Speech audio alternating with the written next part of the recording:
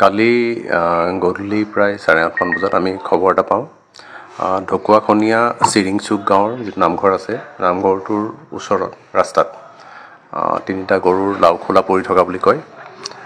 এইমতে খবৰ পাই আমাৰ পুলিচৰ টীম গৈ সেইকেইটা চিজ কৰে আৰু আমি তাৰে মানুহৰ লগত কথা পাতি আৰু আমি অনুসন্ধান কৰি কিছু সন্দেহজনক ঠাইত আমি অভিযান চলাওঁ আৰু আমি কালি 5জন আৰু আজি ৰাতিপুৱা 2জন আমি টোটেল 7জন মানুহক আমি আটক কৰোঁ আৰু তাৰে মনচুৰ আলী নামৰ এজন ব্যক্তিৰ ঘৰত আমি প্ৰায় একেই গৰুৰ লাওখোলা আমি আৰু 3টা পাওঁ আৰু কিছু আপত্তিজনক বস্তু পাওঁ আমি সেইখিনি আমি চিজ কৰিছোঁ।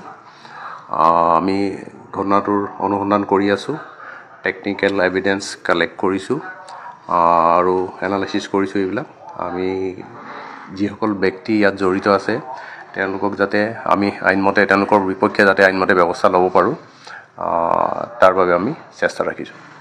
তেওঁলোকৰ বিপক্ষে আমি এভিডেন্স পায়ে তেওঁলোকক আমি ধৰিছোঁ আৰু কিছু লোক আমি চাই আছোঁ। তেওঁলোকৰ আৰু কেইজনমান লোকৰ কথা আমি গম পাইছোঁ।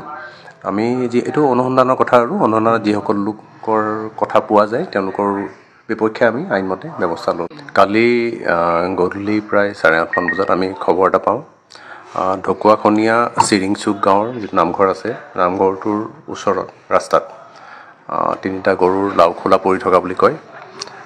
এইমতে খবৰ পাই আমাৰ পুলিচৰ টীম গৈ সেইকেইটা চিজ কৰে আৰু আমি তাৰে মানুহৰ লগত কথা পাতি আৰু আমি অনুসন্ধান কৰি কিছু সন্দেহজনক ঠাইত আমি অভিযান চলাওঁ আৰু আমি কালি 5জন আৰু আজি ৰাতিপুৱা 2জন আমি টোটেল 7জন মানুহক আমি আটক কৰোঁ আৰু তাৰে মনচুৰ আলী নামৰ এজন ব্যক্তিৰ ঘৰত আমি প্ৰায় একেই গৰুৰ লাওখোলা আমি আৰু 3টা পাওঁ আৰু কিছু আপত্তিজনক বস্তু পাওঁ আমি সেইখিনি আমি চিজ কৰিছোঁ।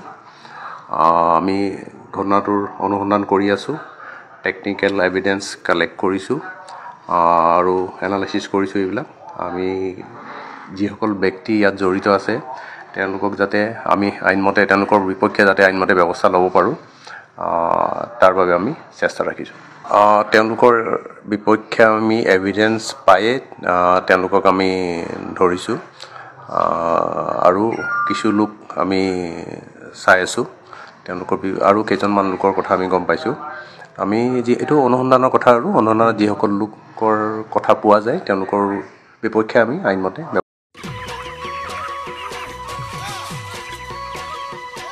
অতি কম দিনতেই একোটা এনেকুৱা হৈ যায়।